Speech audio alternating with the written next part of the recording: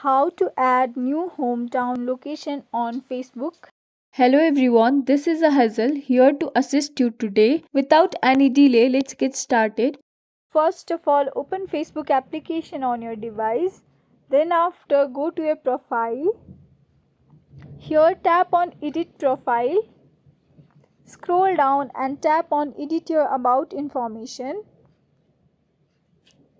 Okay, so here in the section of place lived, you will have two options: add current town or city and add hometown. So tap on add hometown.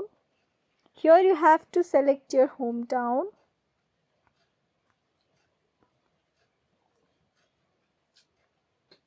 Then after here, you just have to select public friends or only me. So here I am selecting public, so you can select public. Then after tap on save, and as per your wish you can share it or you can simply cancel it or you can share it to your news feed.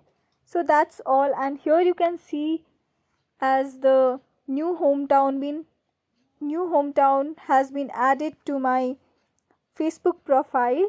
Thanks for watching. If you guys enjoyed this video, please like, subscribe and hit the bell for the updates. That's all for now and I'll catch you in the next one.